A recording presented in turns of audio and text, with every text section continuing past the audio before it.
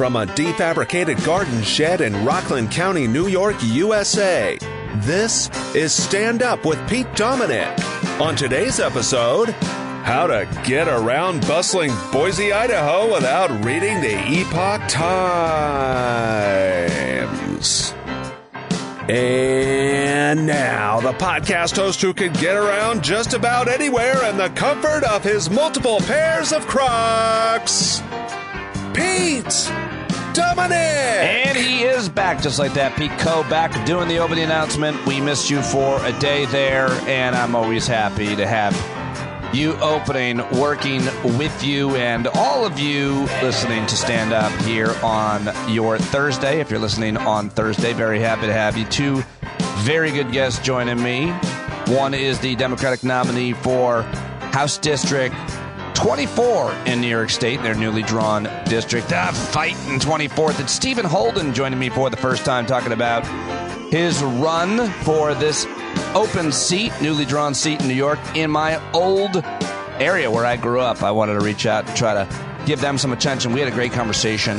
Steven Holden for the first time. Really interesting guy. Veteran, served in Iraq and Afghanistan, and now running for Congress. And the great Wajahat Ali joins me coming up in a minute here. Always great with him. We had a lot of laughs in today's conversation, so I think you're really going to like that. And, of course, we get very serious, make all kinds of different points about the midterms and more. That is also coming up, but a few things I wanted to get to, a few news stories here at the top. Let me just start with this. Yesterday I was in the woods with Dr. Zatz, Ken Zatz, my good friend, and we almost every Wednesday, almost regardless of the weather, we take our dogs and we go for an hour-long hike up and down the hills in Rockland County in a state park here, and always fun. I love it. Find yourself someone to take a weekly walk with outside of your partner, a good friend maybe, someone that you like to chat with. We always have a good time, and he is, of course, a pediatrician. He was telling me about the triple-demic. Have you heard this word? Apparently they use it last night on NBC News and elsewhere. We're talking about the flu, the pandemic, and a respiratory virus now that is really putting young children in danger. As a matter of fact, hospitals around the country, apparently pediatric wards are filling up. Let's go to NBC, where Gabe Gutierrez was on the case reporting on respiratory syncytial virus. I don't know how to say it. Here he is. This children's hospital is operating at 125% capacity, using parts of the facility that it's never used before. Half of the young patients in its ICU have the respiratory illness, RSV.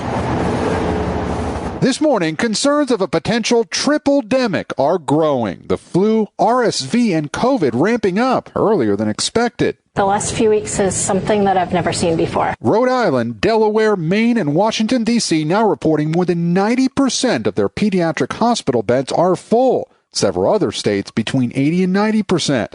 Many patients battling RSV, a common respiratory illness that's usually like a simple cold, but can be very serious in children under 2. It's very worrisome because we're not even in winter. It's still only fall.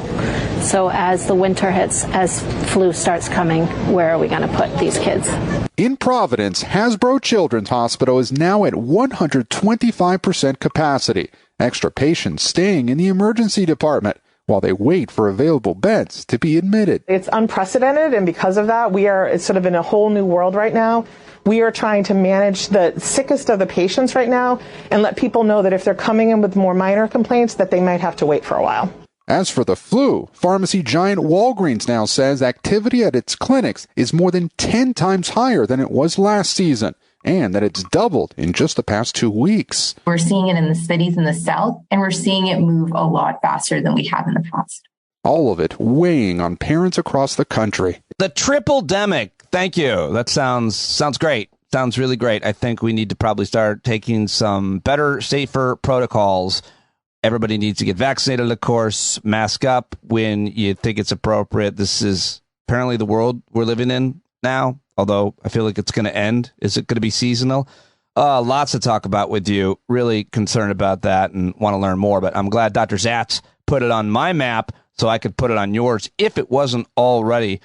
And let's see, what else do I have for you? Oh, yeah, Kanye showed up at Skechers headquarters, the shoe company in California, unannounced, uninvited, and apparently company officials said he was immediately escorted out of the building. Executives said they had no intention of working with him. The company founded and run by the Greenbergs, who are Jewish. Here's Shepard Smith on CNBC with the report for a minute. Well, Kanye West showed up all hello at Skechers headquarters in California today, unannounced, uninvited. Company officials confirmed it. They say Kanye was immediately escorted out of their building. Not clear exactly why he showed up in the first place, but Skechers executives say they have no intention of working with Ye, as he calls himself now, and the fallout is building. New today, TJ Maxx announced it's cutting its ties with the Yeezy brand. In a statement, company officials wrote they don't tolerate discrimination, harassment, or hate of any kind.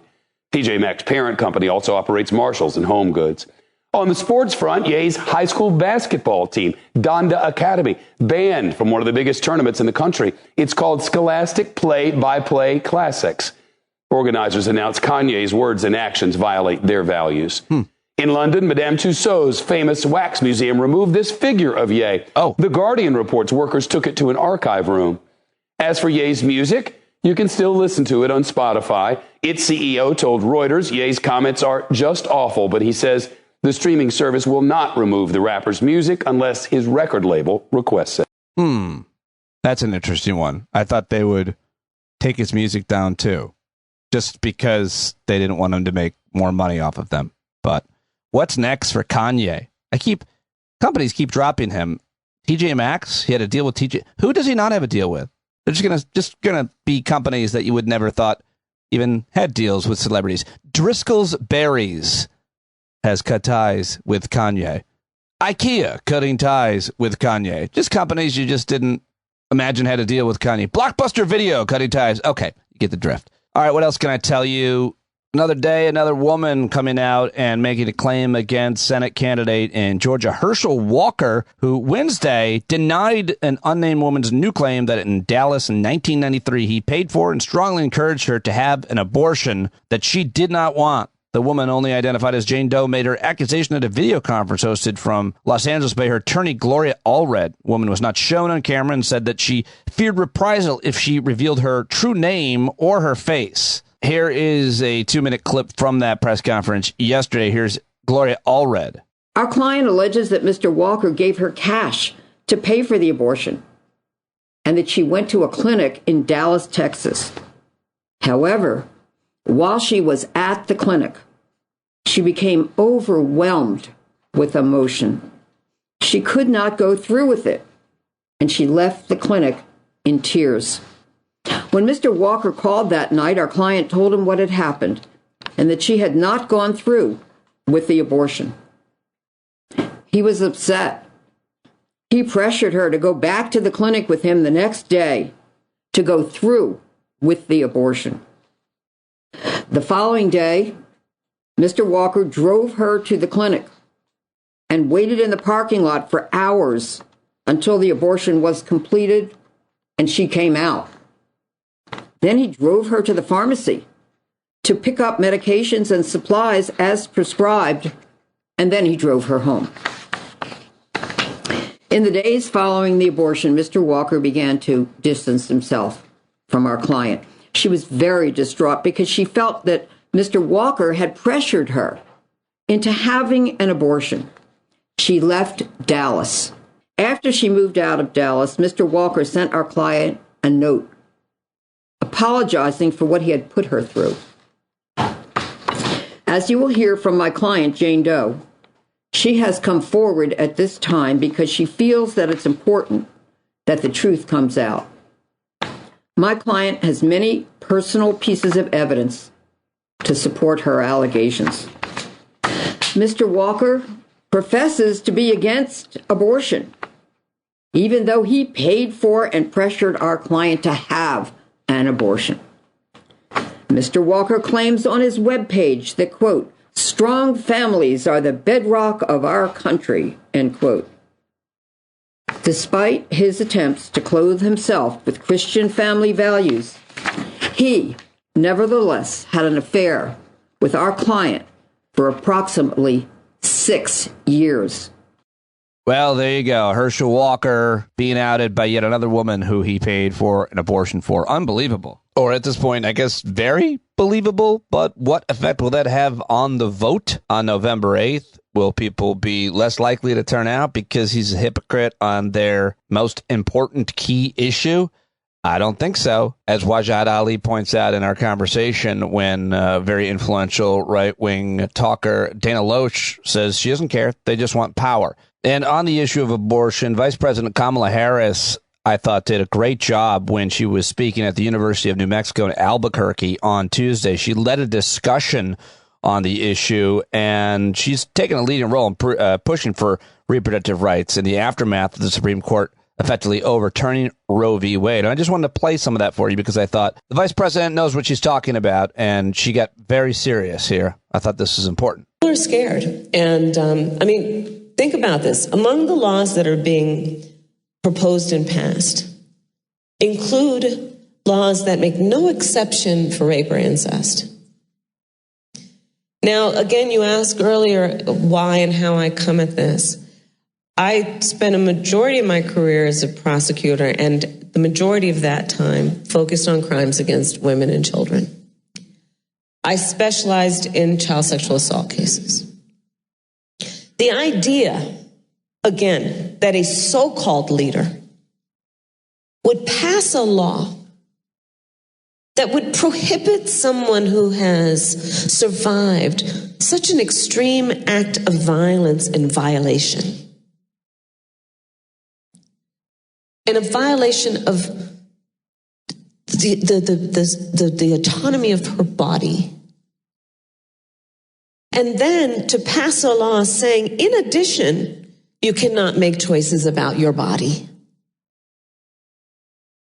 It's immoral. It's immoral.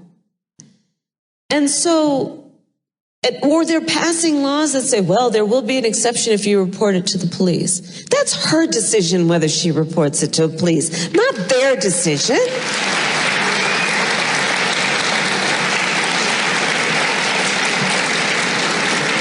It really is outrageous. Well spoken from the vice president in New Mexico yesterday. And finally, I just wanted to share with you one more piece of mostly bad news with a little bit of hope and involved in here. But according to the World Meteorological Organization, Earth's on track to warm above 2 degrees Celsius, and global reductions in greenhouse gas emissions are nowhere near the scale needed. The organization warned that atmospheric carbon dioxide, methane, and nitrous oxide levels are accelerating. That's not good. Also, just 26 of 193 countries that agreed last year to intensify their climate actions have followed through, pointing Earth toward a future marked by climate catastrophes, according to a new UN report. The world's two top polluters, China and the U.S., have taken some action but have not pledged more this year, and climate negotiations between the two are frozen, of course. And without these drastic reductions in emissions, according to this report, which everybody depends upon a lot, the planet's on track to warm, as I said, to almost 3 degrees compared with pre-industrial levels by the end of the century. And so very, very bad. In a related story, renewable sources have made up a majority of new generating capacity since last year. And specifically here at home, hat tip to Tina Winsett, I saw that the Secretary of Energy, Jennifer Granholm, tweeted, yet another clean energy win. According to a new study, solar and wind energy has helped Texas save nearly $28 billion with a B dollars over the past 12 years. That's huge. And those are the kind of results we're looking to replicate in states across the country. So we have the ability to do this. We have the technology to do this. We don't have the will, unfortunately. The fight is on. All of us need to do everything we can to elect policymakers that will invest in the future for our kids. And by the way, while I'm at it, things you can do. Who are you people bagging leaves up and putting them on your curb? When I first moved up here to the suburbs out of New York City and bought a house, my old neighbor told me that's how we had to do things. And I started doing that first year. And I was like, no, I'm not doing this. Look at what that guy says. Why the hell would I put leaves in a bag when I have a huge forest right behind my house? So ever since then, that's exactly what I've been doing. Or even better yet, if you don't have that, you mulch them up. Drive over them with your lawnmower. And better yet, get a lithium battery powered lawnmower and solar panels to charge it up. How about that? Which is what I've been doing for years. Why anybody aren't doing those things is bizarre. Do not put your leaves in a bag. Stop with that. Yesterday I was ranting about plastic. Today it's about leaves. Leaves are the greatest compost. I think it was Tom and Leslie from Noble Pies who are the ones that first told me that's what I should be doing, is mulching up the leaves. So thank you to them. Also, this just in, Noble Pies has cut ties with Kanye, which I think is great news. No more Kanye pie at Noble Pies. This is so stupid. Okay. Well, that's more than enough news for you today, isn't it? Let's get to my guests. I've got the Democratic nominee for the 24th District in New York coming up. That's Steven Holden. I had a great conversation with him, and I hope that you'll support him. But before that, I reconnected with my good friend Wajahat Ali, who is just back from a speaking gig in Singapore, which we talked a little bit about, and so much more. And it's just always great. He's one of my favorite people to talk to because as soon as he punches in to the StreamYard link, as soon as he shows up on my screen, you hear it. You'll hear a blip right here at the top. And we just go. And we improv for the first, 3 minutes.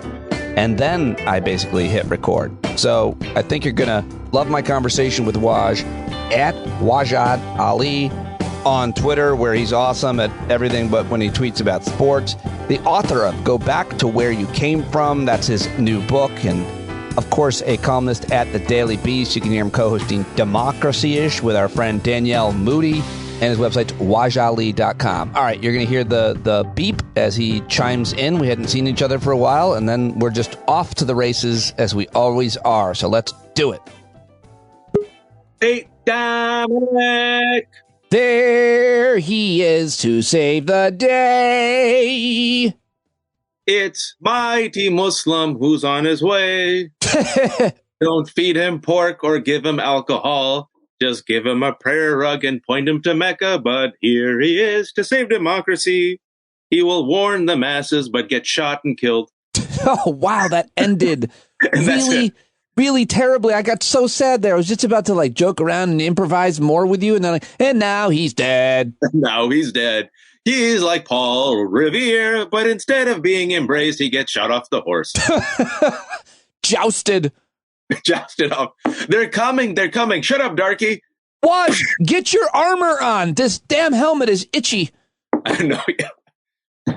Who gave you that armor? Did you steal it? I'm like, we made it. You don't know how to make armor. Savage. Your armor is all feminine with red sashes. It's a femboy armor, like pink. Ooh, your soy boy armor. I got called a soy boy the other day by someone on Twitter, and I decided I didn't have anything else going on, so I asked him to define that and everything, and he talked about having low... What does soy boy mean? Because what happens if you're lactose intolerant like me? Yeah. I would say that I actually am a soy boy. Yeah, you are. Well, you definitely a soy boy. I can tell you that right now. Also, You're also a beta, I think it's fair to say. Oh, a beta cuck soy boy. Yes. But actually, I'm an oat boy. I like oat milk more than soy. You're see, the thing is with a brown person, you don't really, I feel like you don't go soy beta cuck as fast because you just go straight racism, brown hate. Whereas I feel like white guys like me, other white guys come from me with the effort to demasculate me, so-called comedian, soy boy, beta, low testosterone, etc. I feel like that's more of a white on white male.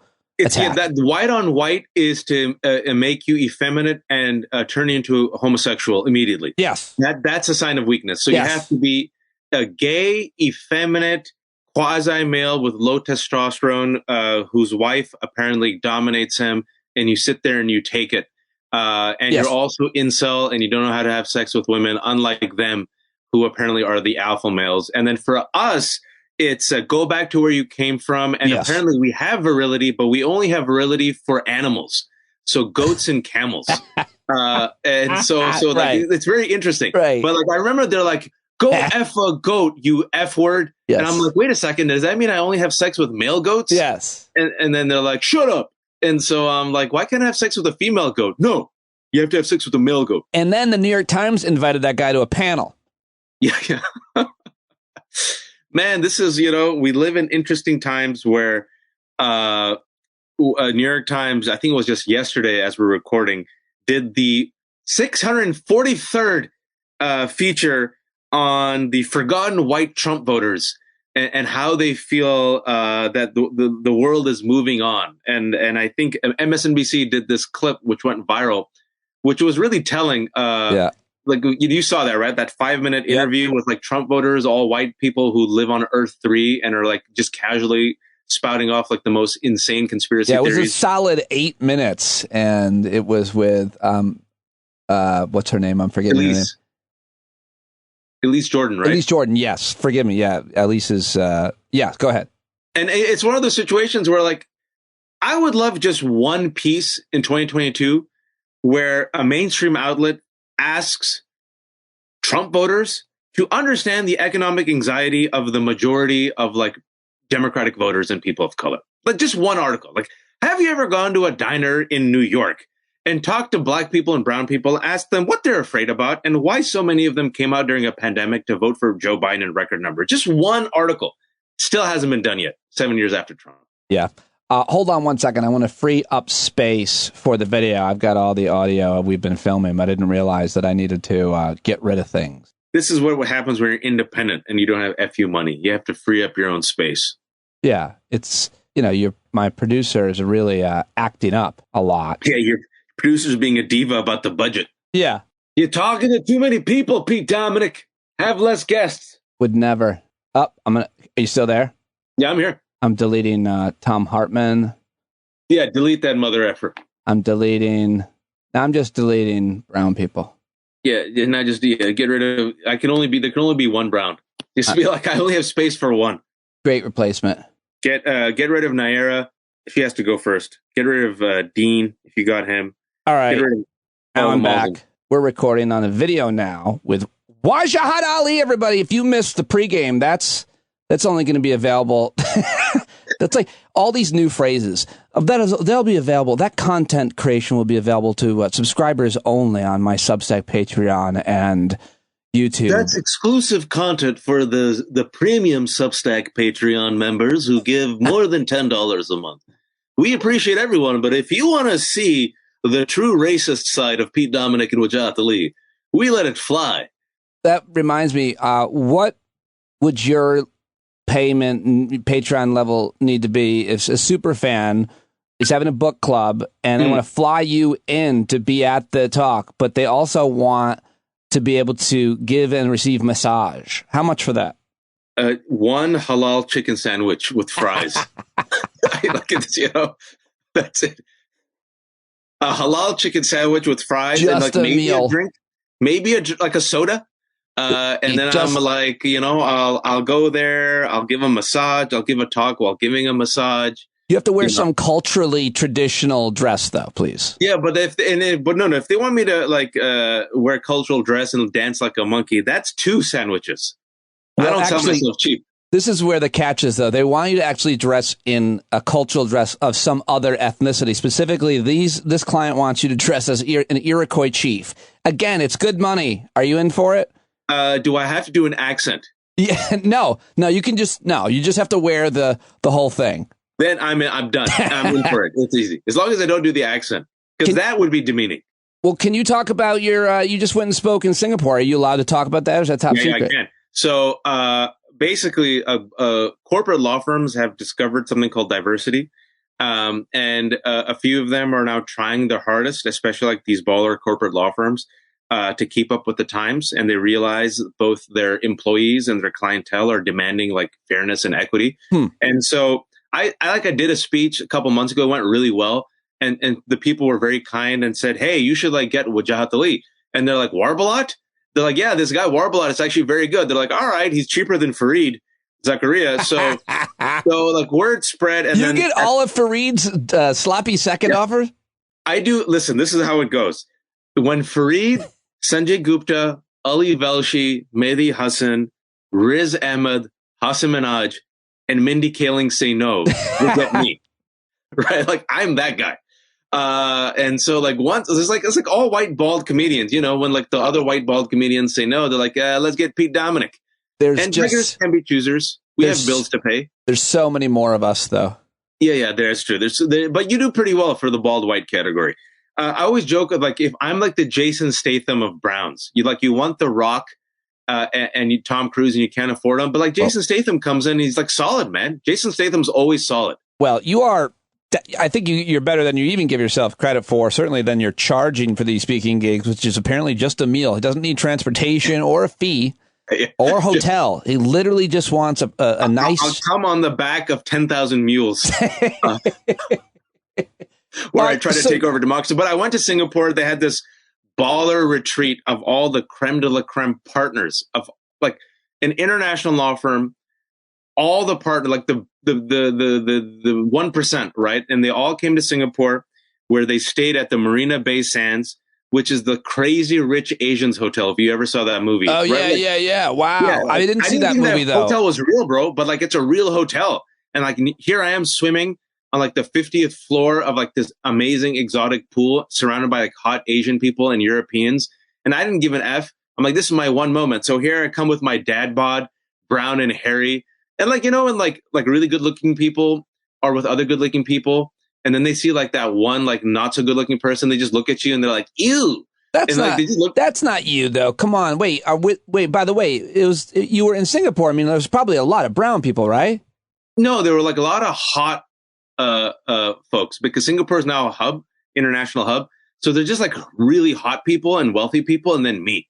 But they don't know. You're a good looking guy. What are you saying? When you took your shirt off, what were you wearing? Were you wearing tight trunks or board? I was wearing dad trunks that you get from Target. Okay. I'm hairy and I have a dad bod.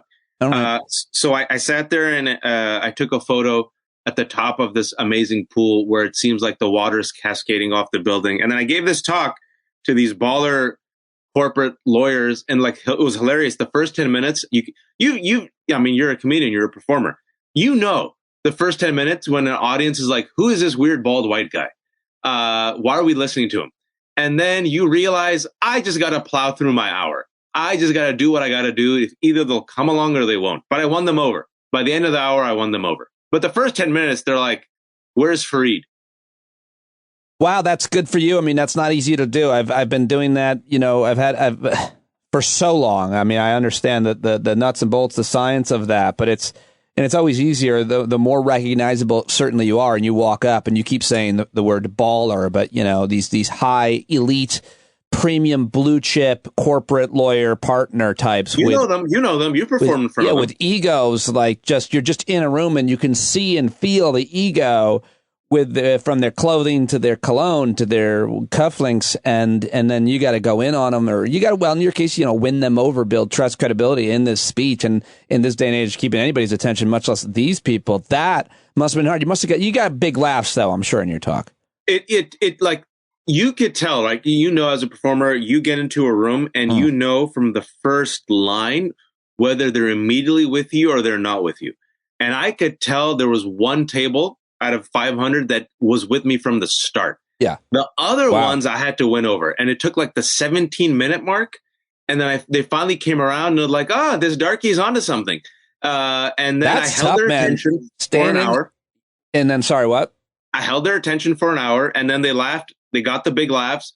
And then at the end, I pissed off the people who are going to get pissed off, because as you know, no matter what you do, no matter how nice you are, no matter how funny you could be, no matter how much sugar you put on it, if you hit the trigger points, they shut down. Yeah. No matter what you say. What'd you do? You talk about privilege, you talk about power, you talk about race, doesn't matter. Done. They're done. So those people who shut down, they shut down. But that was about a fourth, but I won over the majority.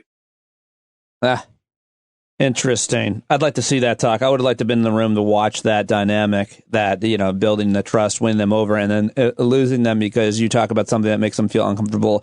And, you know, I do this joke. I think I did it at Aspen, or that's where I developed it, where you can only do 2 jokes about someone's affluence and success, because on joke 3 is when they get offended and they're, no, I earned this. Yeah. You should pull yourself up from your bootstrap, baldy. Yeah. It's amazing what people think their worth is based on any number of factors. How people define what their value is as a human being, and where they put themselves in the pecking order of humanity. It's a very fascinating thing. I was with you at Aspen when you did that, because there used to be a talent show, which I think no longer exists. And they last for, you're right, 2 jokes, because you went in hard. Because you didn't care, because that audience was the most awkward audience. Remember that audience? Oh God, I did it like 5 years, dude. It was stand-up comedy hosted by Jeffrey Goldberg, who was really good at it. And then for 2/3, and that last year, which like traumatized Jeffrey, for 2/3 of the audience, they just didn't laugh. Like even Trayvon Free gave like a really good set, and they just did not laugh at all. It was like Barbara Streisand was in the audience. Remember that? There was Barbara Streisand. Oh, yeah, Streisand. Eisner. My favorite joke. Eisner, Katie Couric, and me. Maz Jobrani did a great joke there one year. I'm sure my regular listeners have heard this before, but Maz Jobrani is Iranian, brown guy. He's just killing. And he's like, earlier today, when we were at dinner, we let our daughter go play at the playground across the street in the Sidewalk Cafe there. And we thought we'd lost her for a few minutes. And, that's every parent's nightmare. But then all of a sudden I realized if we did lose her in Aspen, she would have a better life. See, they love stuff like that. Yeah. But going to the point is, if you even prick, and just like barely at their privilege and power, you see often, not all, how fickle these people in power are across the board. Yeah. It's interesting because what is your discomfort about? Why don't you just accept it? You can't take a little bit of a tongue lash, and we're not even asking you to do anything. I mean, I guess we're asking you to think about the world differently. Okay. But I mean, like, listen, really, you're that uncomfortable? It's how do you get to that point in your life? I don't know if I've shared this on this show. I might have a couple of years ago, but there was one Aspen event where a young woman invited me. This was like 4 years ago when like the world discovered racism, right? And Black Lives Matter. And they're like, these darkies aren't whining and complaining. So this young woman who was at Aspen said, I want you to come kind of shake up this audience of young, rich Aspen folks. So I'm like, 20, 30? They're like 40, 50. I'm like, Young's doing a lot of heavy lifting here, but sure. So I went with Julia Yaffe. I chose her as my partner. And the reason I chose her as my partner is because, I thought woman, Jewish, also white, and they'd be more comfortable with her. And I was right. But I thought we could bounce off each other. And, she has her experience as being a Jewish refugee. And we were there. And I'm telling you, man, humor, light gloves, putting some sugar on. They're really connecting the dots. But in the first 5 minutes, as soon as I mentioned privilege, the major funder there, who I'll call the Aspen Ice Queen, shut down. And then afterwards, we had a dinner where I first met Neil Kutyal. And we were talking. And this woman, man, seethed with passive aggressive white woman rage for an hour. Just daggers for an hour. And literally what she said, she goes, don't you think it's because of merit and meritocracy? And that's why people rise to the top? And do you think that the new president of Aspen, who's going to be a white man, who's qualified, should he step down for a woman or person of color? I'm like, if you guys like him, go ahead. Exactly. Thank you. And I was like, okay. And then she wanted me to debate JD Vance, and she wanted to set it up. Oh, well, that explains the whole thing. She's an acolyte of his terrible, stupid book that people once gave credit for, which always irked the shit out of me as a white kid who grew up the same way that fucking JD Vance did. And I never thought any of that bullshit. Yeah. The Appalachian writers actually wrote a book, a book of essays, literally shitting on hillbilly elegy. Yeah. And there were like white writers there too, who were like, this is crap.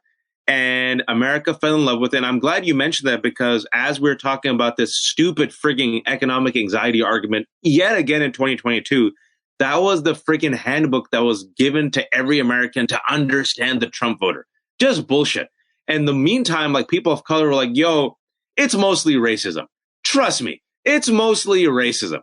And that's what you got out of that Elise Jordan 5-minute, you said 8-minute interview with MSNBC. Like, it's racism, man. Well, like the issues that have been animating Republicans are, as you mentioned, inflation. Obviously, that's that's important to everybody. Price of things, legitimate question, and we can talk about it. But how it's being argued, how it's being messaged, who's responsible, et cetera, and so on. But I just wanted to get your take on the one about crime. So crime and the way that that's working for Republicans is really interesting. The way that Democrats have been answering is, yeah, we agree. We want to work on crime.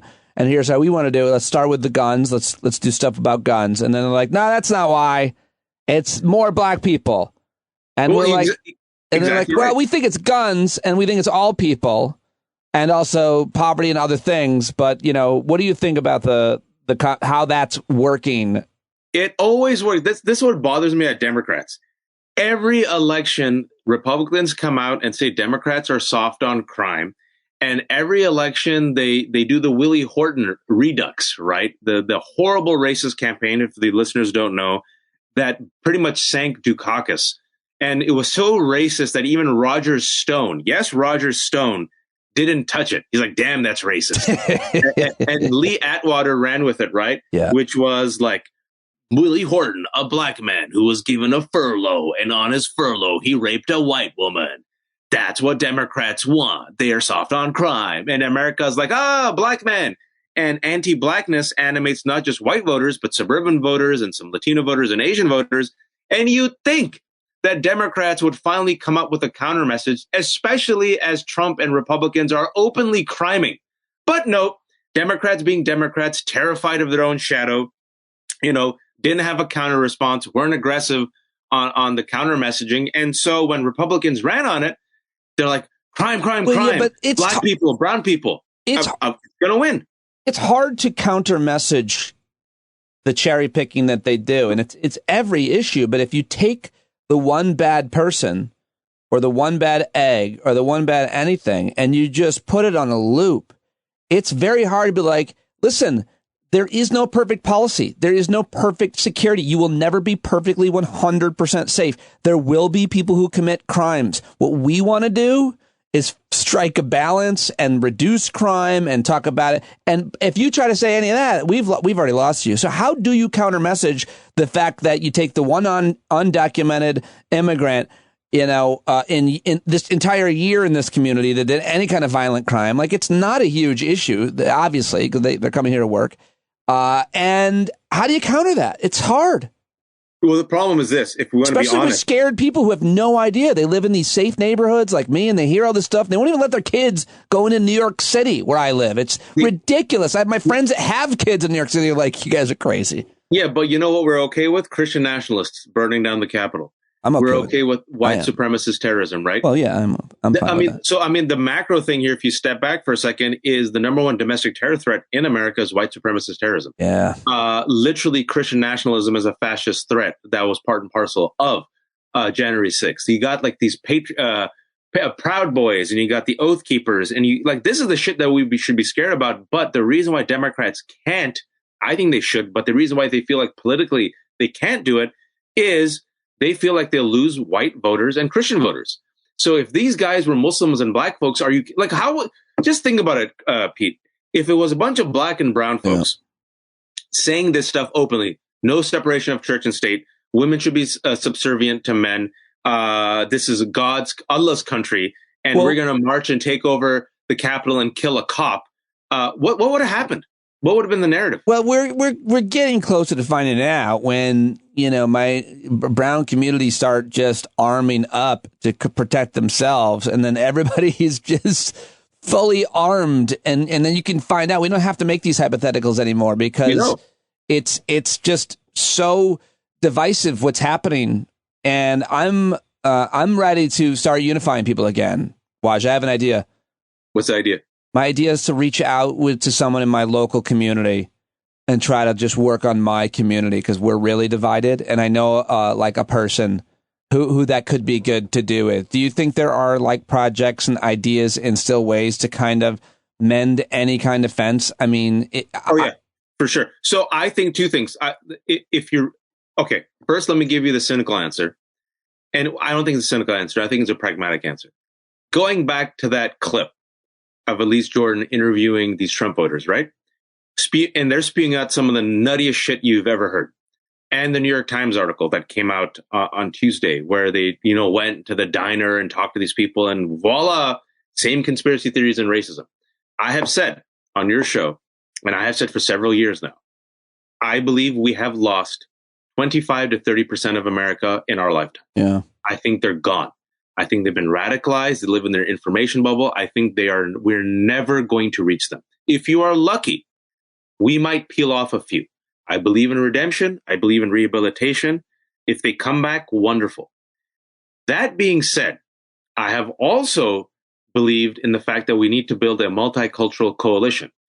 The majority has to be in the caravan. The majority has to move forward, but the door has to be open. And I'll always reach my hand out. And if you want to come on board, go ahead.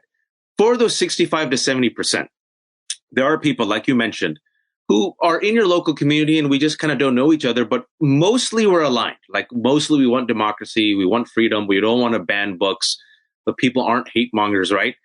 I believe sincerely and strongly that if we, in a way, do our version of the Republican strategy, working on local communities, we can win. What Republicans are doing very deliberately is the precinct strategy.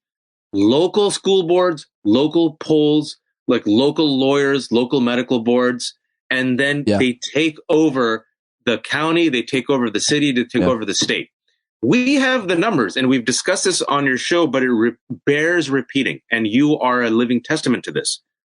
Once you show up with the numbers at your local school board, guess who wins? We win. The majority wins. All it takes is one person reaching out across the aisle, being proactive and saying, nah, I'm done. I'm going to do something proactive. And if all of us even reach out to our neighbors or even the school boards locally and do something, we have the numbers, man. And that's how you create the alliances that serves as a bulwark against this radicalized minority. That's what they're doing with the radicalized minority. But I've always said that it's very hard for a flabby moderate majority to survive when they're up against a radicalized, zealous minority that wakes up every day with an agenda and isn't organized. They will carve through us like butter. We've got to do make all kinds of different efforts to create coalitions locally, in real life, online, in as many ways as you can to try to take and hold county boards of education, etc. You're absolutely right, because that's exactly what they're doing, and they're so effective of it. I'm so glad you just mentioned it, because it's not something that I've mentioned kind of lately. Let me just ask you before I let you go, in terms of what you are thinking with, just under 2 weeks before the midterms. What's left to do? Think about, say. Don't give up. America has the attention span of a gnat on meth. 2 weeks can turn an election. Take a step back. Historically, the party that is in power or holds the presidency, whether it's Trump, Obama, they lose the midterms, right? Yeah. So if Democrats lose, it's part of the historical trend. Yeah. That being said, don't give up on women. Don't give up on people of color. Don't give up on coalition building. Don't give up on young people. And don't give up on messaging. I think what Republicans are in fascism, it always banks on is apathy. That's how it wins. People tap out. They say, what's the point? It's all over anyway. I'm going to just protect my own. I'm going to put my head in the sand. I'm not going to organize. I'm not going to build a coalition. And that's how they win. We have 2 weeks. There are people out organizing. There are people out canvassing. We have the numbers. And even with voter suppression and disinformation and gerrymandering, we could still barely hold on to the Senate, and we could perhaps reduce the losses in the House, right? There are a lot of races we can win. And if you look at these races, Pete, it's going to be down to like a few thousand. That's what happened in Georgia. Pennsylvania, Georgia, Arizona. And these folks, guys who are running, these aren't your daddy's Republicans. These are extremists who are committed to fascism. So when the rest of us say this might be our last free and fair election, that's how fascists win. They come into power through democracies, and then they set up a sham democracy to legitimize their authoritarian rule. You got people like Kerry Lake, Doug Mastriano, even people like Mehmet Oz, who at his debate said, I'll support Donald Trump, the same guy who is organizing a coup. A majority of these Republicans now believe in the big lie. Yeah. This is not a normal party, Pete. Yeah. And so if these people come in power, what's to say that they will leave if they lose? They won't. And when you have, the last thing I'll say is when you have Dana Loesch openly saying, I don't care if Herschel Walker has abortions. I want power. Yeah. When you have Mitch McConnell saying, I have no litmus test. When you got Republicans praising Franco on Twitter last week, Franco, the fascist leader of Spain, when you got them literally saying our model is Viktor Orban of Hungary, who's now in charge of a backsliding authoritarian democracy, They're literally telling you the plot like a James Bond villain. How will a democracy survive? Use whatever persuasive powers you can. Get your family members to the polls. It's going to come down to the wire, and it's going to come down to a few thousand votes. But this is where we can win, is because we have the majority. But if the majority ain't organized, and if the majority ain't hopeful and angry and motivated, fascists win. Very well said, sir. I think Mitch McConnell's litmus test is he's like, our litmus test is Kanye. Kanye. That's where we draw the line. No, even Kanye is fine, because the House GOP still has their tweet up from earlier this month, where it was Kanye, Elon Musk, and Trump. And even after Kanye tweeted out DEFCON 3 against the Jews, they still have it. Well, no, I was joking, because Republicans keep saying all kinds of anti-Semitic stuff over and over, and that's fine. If you're a congressman, what do you think that the whole Kanye's he's done? He will have no corporate sponsors. He's lost it all. I think he lost it all, but I'm glad you mentioned it, because I just came out with an article today where I'm like, hey, Adidas and Gap and other corporate institutions and mainstream media institutions, if you're really, really pissed off about Kanye's egregious anti-Semitism, wait until you find out about what Trump said about the Jews, or Republicans, or the replacement theory, or QAnon, or Doug Mastriano.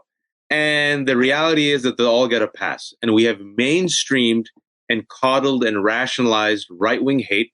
The Overton window has shifted. And now you can openly talk about globalists and the replacement theory, and nothing's going to happen to you. Marjorie Taylor Greene literally spoke at a white supremacist conference, Nick Fuentes, and Pete, no one confronts her about it. No one talks about it. It's done. Normal. Remember when she went into the Holocaust Museum to get an education? And then she came out, she came out, she's like, wow, I had no idea. That's terrible. And I'll take it easy for an hour and a half. Yeah, I'll take it easier for 2 months, and I'll get back into it. And the thing is that the folks, and this is an important thing, last thing I'll say, is the Kanye thing is a classic white supremacist divide and conquer thing. You use a person of color to parrot all of your talking points. Yeah. You divide blacks, POC against the Jews, and meanwhile they sit there and like do the evil laugh, like I think you as a white have a better white supremacist evil laugh than I do. And meanwhile they carve through us like butter because we divide each other. Yes, and our communities don't realize that they hate all of us. They hate all of us. And for the whites who are listening, if you are not down with the white supremacist agenda, white supremacists hate you too, whites. They call you racial traitors. They used to kill you in the 50s and 60s. Yeah, most of my listeners are actually racial traitors. That should be the name. Race traitors. That should be the name of my new podcast that I'm launching. All right, I think this is your litmus test, or this demonstrates what you just said. Here's what we'll do. We'll nominate a brown guy to be the prime minister, and then we'll have cover against all the rest of the racism. Well done, Nigel. The new prime minister of Great Britain, who, and listen to what I say, as on behalf of all brown people, as the culture ambassador with the power vested in me by myself, in the racial draft, we drop this guy, and we drop Akash Patel and Dinesh D'Souza and Nikki Haley. You all can have them. Buyers beware. And this is what it's about: representation. It isn't just about token representation. It's about meaningful representation for people who actually are in favor of democracy and protecting all of our rights. Yeah. You can give me a brown cover, but we're going to call it out for what it is, a token. We don't want your token. You can make a lady the prime minister of Italy, but if she's not advocating for policies that help women create opportunities, alleviate suffering, women's reproductive rights, then you're just perpetuating the patriarchy. Yeah, you're Maloney, who, by the way, is beloved by right-wing conservatives and spoke at CPAC. And women can see through it, just like black people can see through Kanye, just like brown people can see through the Kash Patels and all the brown folks that the conservatives put up in front of us to win our votes. But again, it is a very clever, tried and true divide and conquer tactic. The hope is that people don't fall for the okie doke. Well said, well framed, well articulated, lots of laughs. Always a pleasure. You look great. You sound great. I appreciate you joining me. Thank you, sir, as always, and good luck. And I look forward to the new single of Pete Dominic and the Race Traders. The Race Traders, everybody, coming at you. Coming at you live every day at 5 p.m. as you go home, the smooth sounds of Pete Dominic and the Race Traders. Jazzy, but at the same time, eclectic. All right, there he goes. Wajahat Ali, everybody. Go follow him on Twitter. Let him know you heard him right here on Stand Up. And go buy his book if you haven't already. Invite him to your Zoom hangout. Do a book reading. And just support everything he's doing. Always a great conversation with Waj. I was so happy to reconnect. Hadn't talked to him in a few weeks. All right, well, my next guest, very special guest, very happy to have him join me because I'm concerned about my hometown, which is why I've reached out to a couple of people running for Congress up there, and including Steven Holden, who is running in New York's 24th district, which is just a beautiful part of New York. They call it the Lake District. 258 miles long, including 12 counties bordered by Lake Ontario to the north, the Finger Lakes to the south. Just a beautiful, amazing area of upstate New York where I grew up. He's a retired Army lieutenant colonel, grew up on a dairy farm from a middle-class family, Native American heritage, an MBA from Syracuse University. Actually, he's got double master's degrees, MBA and an MPA, which is public administration. Of course, you knew that, right? Now he is the CFO of an organization that helps military veterans get government contracts. He's also a musician, teaches finance, and just a really, really interesting guy who I absolutely loved talking to about the issues, why he's running, and what is at stake. NY-StevenHolden.com. Still time to send money and support him. And if you know anybody up there, make sure they come out and vote for Steve. All right, ladies and gentlemen, introducing retired Lieutenant Colonel Steven Holden for New York's fighting 24th. Steven Holden, what a pleasure and an honor to have you on the show, and congratulations on being the nominee. Big deal. Yes, it is. It's been a lot of hard work, and we're almost there to the finish line. So just a couple weeks left, and everyone up here has been working really hard to make this dream a reality.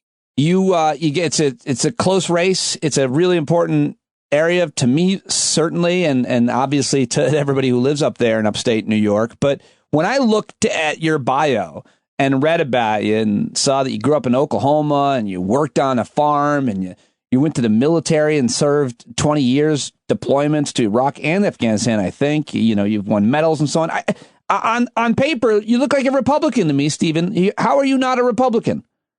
Well, that's an interesting story. So I grew up with my grandparents who were New Deal Democrats. And they believed in the idea of sticking up for the little guy.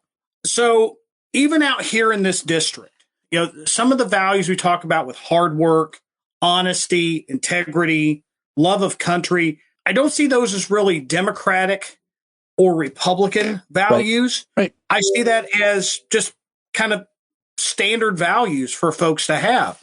I may have policy differences with people, but it's not a matter of character difference. So I just take those same values and I craft and view them in a different way than someone, let's say, who took the Republican path. So that's kind of the difference of why I am that, because you're right, I do present to people like being a conservative Republican, but I took another way of looking at that. So when you meet constituents, when you're knocking on doors, when you're going to people's homes and so on as you're campaigning, what kinds of things have been coming up for you up there in upstate New York? What are people's concerns and how are you dealing with them? So I talk about three issues. First is what's on the mind of a lot of people is the economy. Yeah. I put the economy and inflation together. And so with the economy, I take a look at it that large corporations like Exxon or Procter & Gamble are making record profits to the tune of $2.6 trillion in the last quarter. Yeah. And so when you go to the gas pump or to the grocery store, you're paying way more than what you should be paying. So probably the next question is, how do we tackle that? Well, we got to look in a short term and a long term. So in the short term, we need a windfall profits tax, which is going to discourage companies from doing exactly that, price gouging, to kind of get prices down here immediately. But what we need to do long term is invest in smaller businesses. Because another reason they can raise prices however they feel is because there's no competition. Sometimes they'll buy up entire sectors of the economy and you have no choice but to buy it from them or maybe a select couple, 3 or 4. Right. And they can just set the prices what they want willy-nilly. The second thing that we talk about is conservation. So you're right. If we haven't talked about the district, this district's massive. It goes through 12 counties, and it goes on the Lake Ontario shoreline all the way down to the Finger Lakes. So the district has a lot of water. So that's the one thing that kind of ties this district together. And I like to say water is life. Yeah. So soil and water conservation is very important, whether you're a farmer, you're you own a winery, an apple orchard, or if you're raising your kids, it's the same thing. My opponent wants to do fracking in this area. So if you're any of those people, that's bad, whether you're trying to grow your crops, run a business, or just raise your kids, because near fracking sites, there are higher cases of juvenile cancer, dementia, and several other different type of medical issues. So that's a stark difference there. Are you seeing that, by the way? I mean, I know a lot about that issue, partially because I grew up there, and, it's the Marcellus Shale. I went to Marcellus High School. It's where it all begins. And I feel like most people understand the concerns, the dangers about fracking and what it does to potentially, certainly, to groundwater. The only people who benefit from it are those who sell their property. And often, in the end, they lose, too. They lose control of their property and the value of their property. Who is for fracking still? It's bizarre to me. It would be people who would be in the pockets of big oil. Shouldn't be voters. That's what it's down to. And where I grew up in Oklahoma, I saw the detriments of that. Sure. One thing that we don't often think of the state of Oklahoma is earthquakes. So back there, you actually have to buy earthquake insurance. So the property value goes down because now you're dealing with contaminated water and soil. And you're also dealing with higher property insurance rates. Yeah, just to be clear, in case anybody doesn't, I'll never forget when I read this long form investigative story in the New Yorker. It's still very relevant that there's a tremendous amount of data and evidence that the earthquakes in Oklahoma are being caused by fracking, and that there weren't earthquakes in Oklahoma before that, not at this kind of level and impact. That's my understanding. And you're absolutely correct. Yeah. And you have places where there have been runoff where you have higher cases of cancer throughout the state. So that's kind of what we're talking about there. So how do you convince people on the economic issue? I know inflation is an issue, and those who study economics and understand, I think the best argument is that our inflation in the U.S., Stephen, my understanding isn't even in like the top 10. Foreign countries have far worse, higher percentages of inflation, and the causes are the pandemic, which caused supply chain issues, which caused microchip issues, and then, of course, you've got this war in Ukraine, OPEC +1, raising the rates on oil, thus potentially helping Republicans on purpose, and then, of course, corporate greed, which you just mentioned. What do voters, do they really just think it's Joe Biden and Democrats and the relief aid that was given during the pandemic that caused inflation, that you're just going to snap, elect Republicans, and it's going to be over? Well, it's a lot of people just don't know. It's getting the message out there in venues like this and other places to tell them. Look, you're right. We just went through a once in a century pandemic that upset everything, and we're still coming out of it. So for whatever reason that is. So, we have, again, the supply chain issues. And so it's a supply and demand issue, with, higher demand, lower amount, it's going to raise prices as well. So my take on it is this is the first battles in the war on inflation. But to say that the inflation is due to, trying to get the economy kick-started again is rather short-sighted. Right. And it's, in all senses of the word, short-sighted. Yeah, that's well said. I want to ask you about you a little bit more. Stephen, you're a fascinating guy. You've had a really interesting life. You've got 400 degrees and a lot of experience in life, specifically even in the military. You were a military guy. You were a career guy. You were there for 20 years, is my understanding. You served in Iraq. You were deployed how many times? And most importantly, how old were you when you joined the Army? Why did you sign up? So when I got commissioned, I was 25 years old. I had already worked for a couple years. I always knew it was an honorable profession. Like I said, my grandfather was in World War II and kind of followed in those footsteps. And so when I went in, I started off as an infantryman, but then went over to do finance because, I knew I wasn't going to be in the military forever. And I wanted to have something to when I got out that I could do. So when I was a finance officer, did 4 deployments to Iraq, to Afghanistan. And I again retired in the rank of lieutenant colonel. And I received 3 Bronze Stars for the work that I did, to include on one deployment where I was on the team, participated with the team that captured Saddam Hussein. Yeah, that I read about, and must be pretty interesting story to be a part of that. What can you tell me about capturing Saddam Hussein? How did they know it was Saddam Hussein? We had identifiers that told them who it was, and it was just kind of it took us a long time, but we had intelligence kind of told us where it was, and when they got him out, it's kind of a big deal. And when we tried to keep it as quiet as we could, but it ended up getting out before we tried to keep the wraps on it. So, but it was definitely a historic event. But I do run into young people these days who have no idea about that. Because it's been almost 20 years ago, and they have no idea. Young people don't even know who he was. How much of an issue upstate are the gun laws, regulations that the state have put in? Because you're a great guy to talk about with this. I imagine you have a pretty pragmatic view on guns. You grew up in Oklahoma. I'm sure you were probably, I don't know if you're around guns, but of course you had weapons training in the Army. You've seen it all. You've seen all types of weapons. You've been around them as part of your job. But, a lot of people in upstate New York are concerned about some of these regulations. I mean, I'm certainly not, and I think we need a lot more regulations. But there are people in your district, I know, that have issue with that. How do you deal with their concerns when them, yelling at you that you want to take away their guns? Do they do that? I bet they do. That does come up.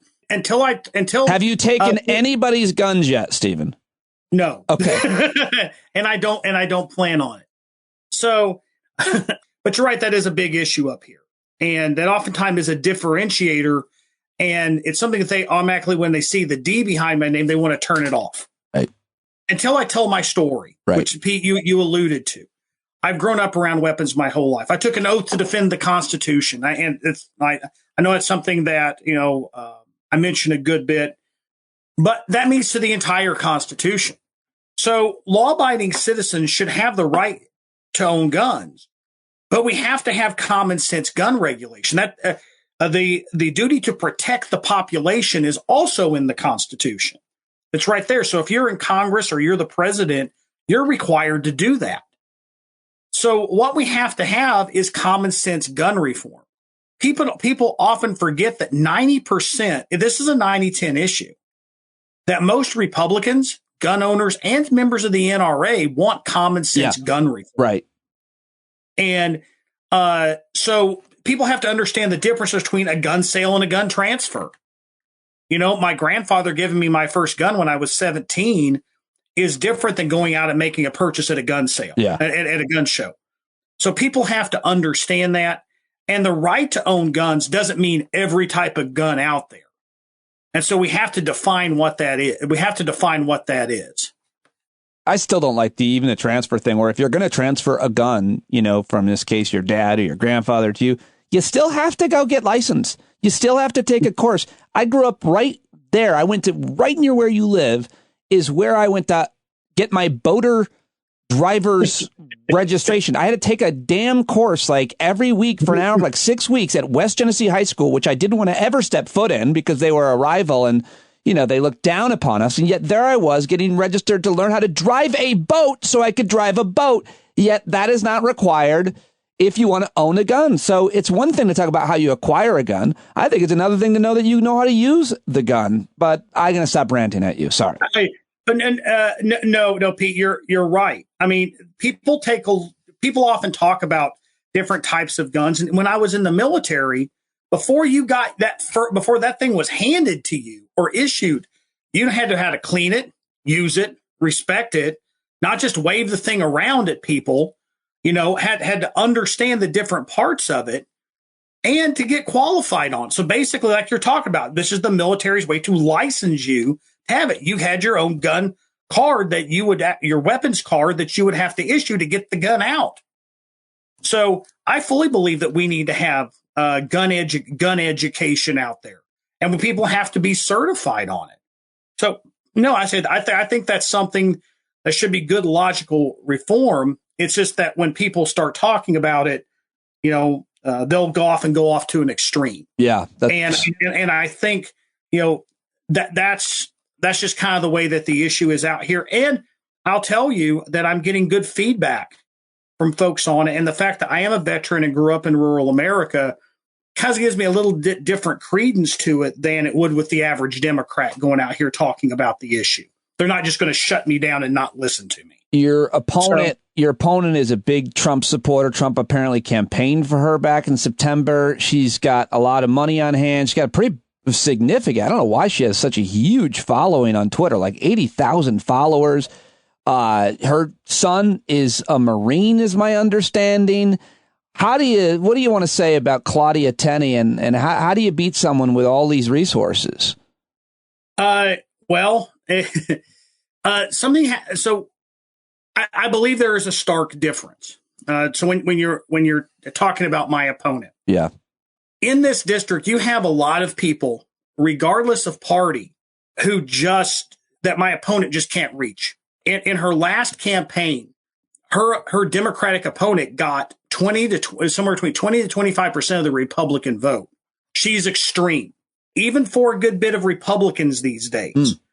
In her primary, one of the reasons she had so much money is that she had a primary challenger, a guy who is a political unknown, and he got 40% of the vote against her.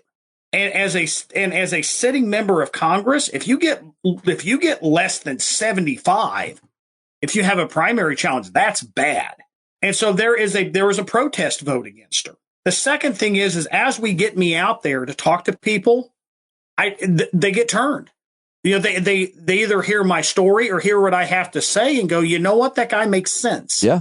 And the other thing that she can't get over is the fact that this is a district that has a good amount of veterans, has Watertown. And for people who aren't familiar with the area, that's a large military community that's up. Sure. And she voted against veterans, against the PACT Act, for people with the burn pits.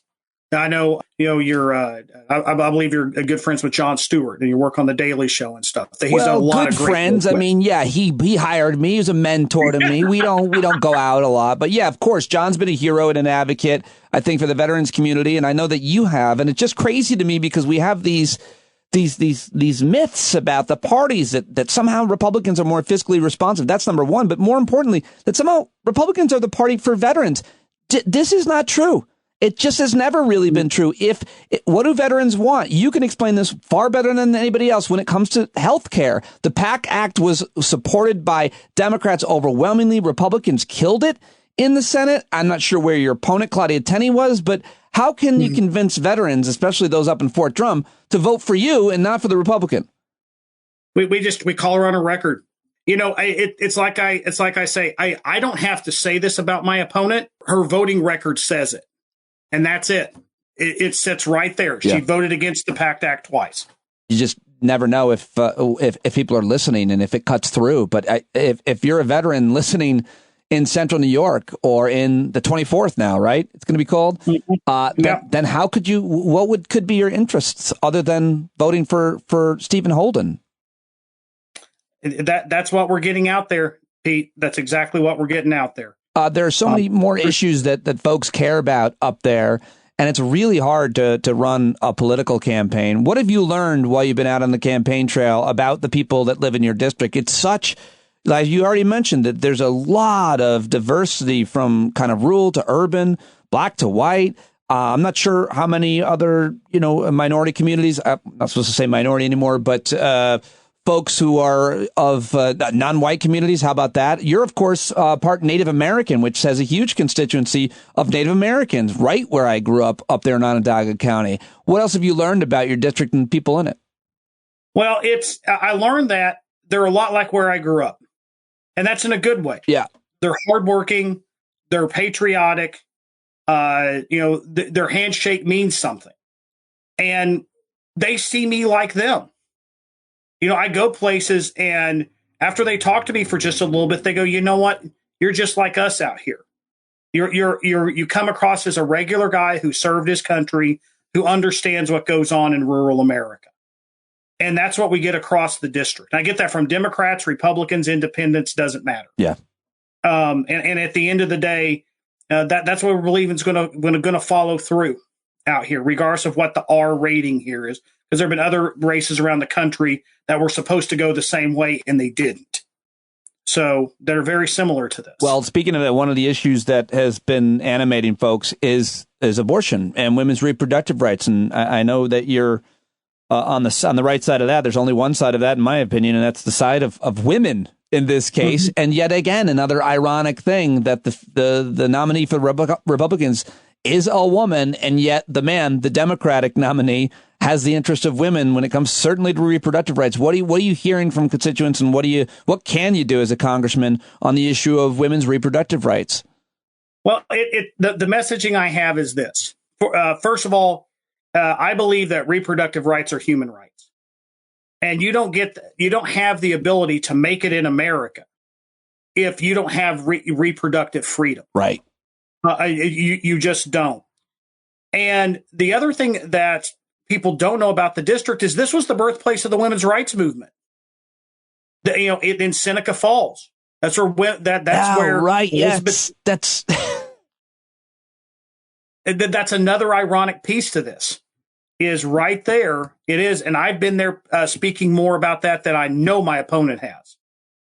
And that's resonating. Yeah. That's resonating a lot with women in this district. Yeah, there's even a museum there. The women's suffrage movement, as he just said, the birthplace of that. And yet there you could be losing. Oh, what an irony, and a sad one at that. Such an important area and point of history.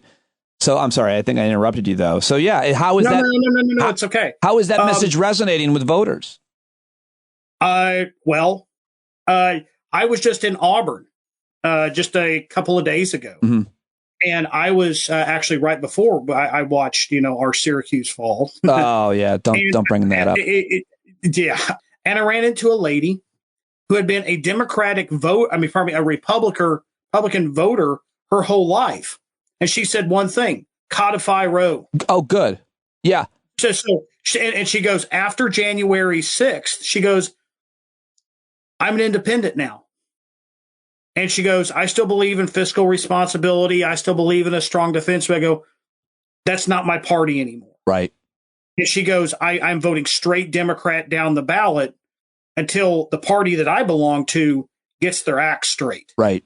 And we see that happening a lot because there are a lot of people I call historic Republicans who are just tired of what their party's become.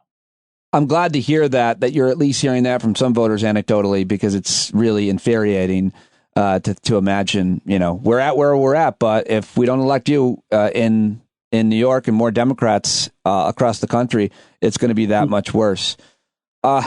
Steven, let me know, what else I and listeners can do to help support your run. NY-StevenHolden.com. Go find him on Twitter at @BelieveIn_Steve. I like that. Believe in Steven. It's very good.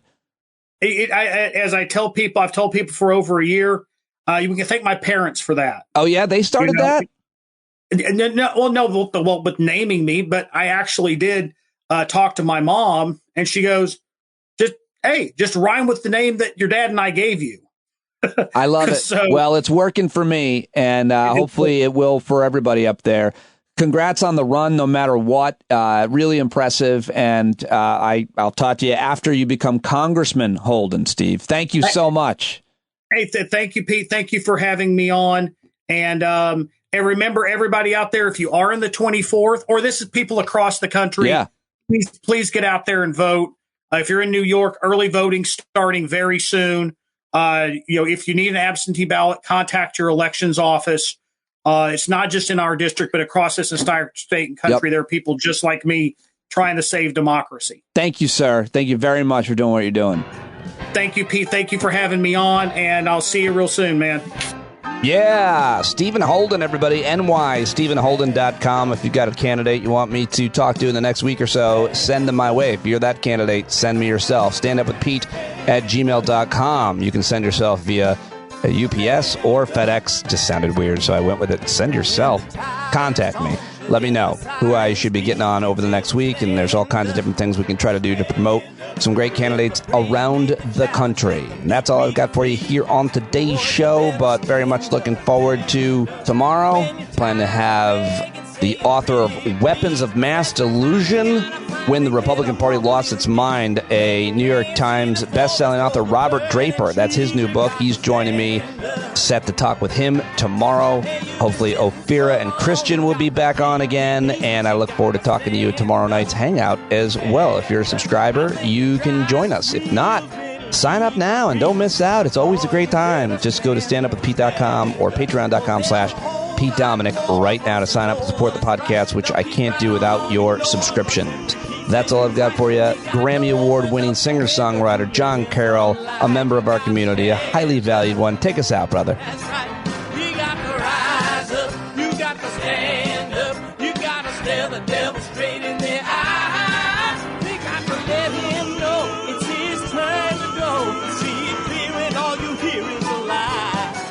Go get up off of your butt, get down off of your fence. Even if it ain't a very friendly audience, they'll begin to listen when you start making sense, and you stand up, stand up. No need to point your rifle to defend your town, just stand up, stand up. You know they can't deny you what you're laying down. Boy, you better stand up, stand up. Show your face of every color, yellow, black, red, and brown. She's the place where every lost child will finally be found. There's only one thing to do before we stand our ground, and that's stand up, stand up. Well, the founding fathers saw a land for all. They had to stand up, they had to stand up. They had a keen imagination for a crystal ball, drawing all the plans of stand up. But all they had to go on was the time they were in, with other causes for laws, and since they weren't even sin, they knew that change was gonna come before the change could begin. They had to stand up. All right, they had to stand up. We got to stand up. We got to look the devil square in the eye. We gotta let him know it's his time to go, and make it clear when all we hear is a lie. Why you lying awake wondering where the money all went? It'll be the cost of freedom that'll go unspent. You can see him flee the scene of that experiment if you stand up. All right, we got to speak up. We got to reach up and raise your voice in every way you know how. Don't be toes up. You got to show up. Ain't no better time to do it but now. No need to pledge allegiance to no wanton tribe. Rise up, show obedience to the voice inside, and listen well and it'll tell you not to run and hide. It says stand up.